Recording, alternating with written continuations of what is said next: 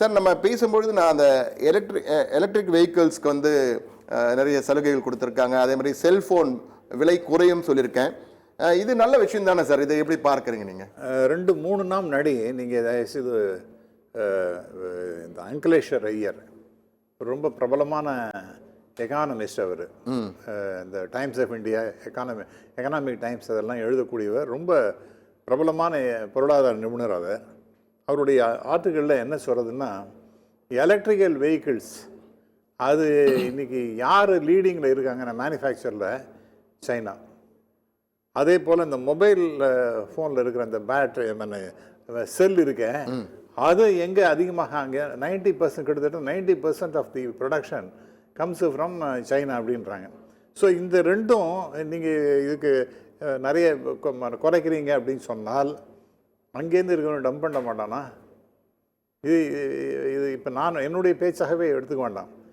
அங்கிலேஷர் ஐயர், சுவாமிநாதன் அங்கிலேஷர் ஐயர், அவருடைய இதுபடியே இது எங்கே போய் முடியும் அப்படிங்கிற மாதிரி ஒரு கேள்வியை 2-3 நாள் முன்னாடி எழுப்பியிருந்தார். அதே கேள்வியை நான் இப்பொழுது கேட்க விரும்புகிறேன். இப்போ எலக்ட்ரிக் வெஹிக்கிள்ஸ் நீங்கள் வந்து நாம் தயார் பண்ணுறோங்கிறது வேறு, பட் இன்றைக்கி அதிகமாக இம்போர்ட் பண்ணுறது தான் அதிகமாக இருக்கிறது. அவங்க என்ன சொல்கிறாங்க, லித்தியம் பேட்டரிக்கான வரியை குறைக்கிறோன்றாங்க. அந்த பேட்டரியோட வரியை குறைக்கும் போது அதனுடைய எதிரொலி உற்பத்தி பொருளுடைய வரி மீது குறையும், அந்த விலை குறையும் அப்படின்னு. நீங்கள் அந்த இம்போர்ட் காஸ்ட்டை குறைச்சிங்கன்னா அப்போ அவனுக்கு தான் சார் பிரயோஜனம். காஸ்ட் சீனாவுக்கு தான் பலன் இருக்கும். அதே மாதிரி இந்த எம்எஸ்எம்இ செக்டருக்கு நிறைய சார் இந்த அதை பற்றி நிறைய பேசுகிறாங்க. நான் நிறைய இந்த எம்எஸ்எம்இ செக்டர் உங்களுக்கும் நிறைய பேரை தெரியும். நான் அவங்களோட பேசுகிறது என்னென்னா, எங்களுக்கு பணம் வரமாட்டேங்குது. இப்போ யாரெல்லாம் பணம் கொடுக்கணுமோ அவங்கெல்லாம் என்ன பண்ணுறாங்க, பணத்தை கொடுக்க மாட்டேன்றாங்க. அவங்க சொல்கிறது என்னென்னா 40 நாள் 45 நாள் அதிகபட்சம் 60 நாள் அதில் நீங்கள் அந்த பணத்தை வாங்கணும், இல்லைன்னா என்பிஏன்னு ஆக்கிடுவோம், நான் பர்ஃபார்மிங் அசெட்ஸ்ன்னு சொல்லிவிட்டு, அப்போ நாங்கள் எங்களால் ஒர்க்கே பண்ண முடியாதுன்னு.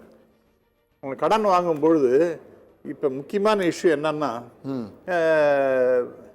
நீங்கள் ப்ரொடியூஸ் பண்ணணும், சப்ளை பண்ணணும். அவங்கள்ட்ட டிலே இருந்தாலும் அதையும் நீங்கள் பொறுத்துட்டு தான் மறுபடியும் சப்ளை பண்ணுற மாதிரி இருக்கும். முன்னாடியெல்லாம் டாண்டன் கமிட்டி ரிப்போர்ட்டுன்னு ஒன்று இருந்தது பேங்கிங்கில். அதுக்கப்புறம் சோரே கமிட்டி ரிப்போர்ட்னு வந்து அதில் தான் அப்போல்லாம் தான் இந்த நாம்ஸ் எல்லாம் கொண்டு வந்தாங்க. 90 நாள் 120 நாள் அல்லது இப்போ 120 நாள்லாம் கிடையாது, 90 நாள் 45 நாள் அதில் ஒன்று போட்டிருந்தாங்க.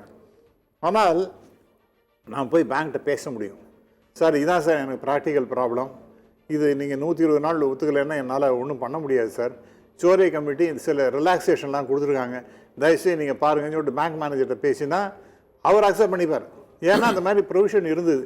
இப்போ எழுதேன்னு சொல்லிட்டு எல்லாத்தையும் அவங்க இது பண்ணிடுறாங்க. இப்போ 90 நாள் இல்லைன்னா உடனே அதை என்பிஐ நாக்கிட்ட அப்போனா அவனால் எப்படி சார் பர்ஃபார்ம் பண்ண முடியும்? அப்போ எம்எஸ்எம்இ செக்டர் எப்படி சார் இருக்க முடியும்? அவனுக்கு வாங்கின கடனை அவனுக்கு டிலே ஆகிறது வரதுக்கு அதுக்கு ஜெனுவனான ரீசன். அப்படி இருக்கும்போது நீங்கள் அதை என்பிஏன்னு நீங்கள் கணக்கு பண்ணிட்டீங்கன்னா அவன் எப்படி சொல்கிறாங்க, நாங்கள் கூடுதல் கடன் கொடுக்குறோம் உங்களுக்கு, இன்னும் கடன்காரன் ஆக்குறோன்றாங்க. இல்லை ப்ராப்ளம் இஸ் நீங்கள் என்பிஏன்னு ஆக்கி தொழில் அவனுக்கு கொடுக்க வேண்டிய பணம் நீங்கள் ஃபர்தராக இப்போ கடன் கொடுக்க போகிறதில்ல சார். அவனுக்கு வராத கடன் வாரா கடன் அந்த கணக்கில் போட்டு விடுறான். அப்போ நீங்கள் என்னதான் ஃபர்தராக நீங்கள் கடன் வாங்க முடியாது, கொடுக்க மாட்டாங்க, கடன் வாங்கவே முடியாது. சிபில் ஸ்கோர் இல்லை அப்படின்னு முடிச்சிருவாங்க, எல்லாத்தையும் முடிச்சிடுவாங்க. உங்களுடைய unit it will come to a grinding halt. அப்போ அந்த மாதிரி சுச்சுவேஷன் எம்எஸ்எம்இ செக்டருக்கு நீங்கள் பண்ணுறீங்கன்னா இந்த மாதிரி இந்த சோரே committee report, Tandon committee report போன்ற ரிப்போர்ட்டெல்லாம் பேஸ் பண்ணி ஏதாவது அவங்களுக்கு ஒரு நல்ல அலவன்சஸ் எல்லாம் கொடுக்கலன்னா ரொம்ப கஷ்டமான சமாச்சாரம் அப்படிங்கிறத நான் சொல்ல விரும்புகிறேன். இன்னும் சில விஷயங்கள், இப்போ ஃபார் எக்ஸாம்பிள் நான் உங்களுக்கு இயூவை பற்றி நான் சொன்னேன். இந்த லெவி போடுறது வாய்ப்பு இருக்குது, யூஎன் யூரோப்பியன் யூனியன் போட போகிறாங்க சொன்னீங்க. இன்னொன்று ரூரல் எம்ப்ளாய்மெண்ட், அதுக்கு இந்த மன்ரேகாங்கிற திட்டம் ரொம்ப ரொம்ப சிறப்பான திட்டம். வேர்ல்டு பேங்கே அதை அப்ரிஷியேட் பண்ணுறாங்க. மகாத்மா காந்தி தேசிய ஊரக வளர்ச்சி உறுதி திட்டம், உத்தரவாத வேலை வாய்ப்பு திட்டம். அந்த வேலை வாய்ப்பு திட்டத்தை நீங்கள் வந்து அது கொண்டு வந்தனால்தான் அவங்களுக்கு ஒரு வருமானம் வருது. இன்றைக்கி சிட்டியை கம்பேர் பண்ணும்போது அவங்களுடைய செலவு அதிகமாகிறது. ஏன்னா அவங்களுடைய வாங்குகின்ற சக்தி தகுந்தாப்புல அவங்க செலவு பண்ணுறாங்க அப்படிங்கிற மாதிரி. அதில் ஆக்சுவலாக இப்போ எவ்வளோ கழுகு தேஞ்சு கட்டுறமான மாதிரி அதை பணத்தை அலோகேஷனை குறைச்சி இப்போ ஜிடிபி இல்லை 0.26% தான் அது இருக்குது அன்றைகா. அதுக்கப்புறம் ஆனால் வேர்ல்டு பேங்க் என்ன சொல்கிறதுன்னா 1.7% ஆஃப் த ஜிடிபி அவ்வளோ இருக்கணும் இந்தியாவை பொறுத்த வரைக்கும். அப்போ தான் ரூரல் எம்ப்ளாய்மெண்ட்டு இப்போ ரூரல் எம்ப்ளாய்மெண்ட்டை தாண்டி அர்பன் எம்ப்ளாய்மெண்ட்டும் இந்த மாதிரி ஒரு ஸ்கீம் கொண்டு வரணும். ஏன்னா இங்கே ஏராளமானவர்கள் அன்எம்ப்ளாய்டு பீப்புள் இருக்காங்க அப்படிங்கிற மாதிரி. ஸோ அதுக்கு நீங்கள் என்ன பண்ண போகிறீங்க, அதுக்கே இப்போ பண்ணணும்னு சொல்லிட்டு இருக்கும்போது ரூரல் நம்ம எம்ப்ளாய்மெண்ட்டுக்கு நீங்கள் வந்து வெறும் 0.26% ஆஃப் த ஜிடிபி நீங்கள் அலோகேட் பண்ணால் எப்படி சார் நியாயம் அது?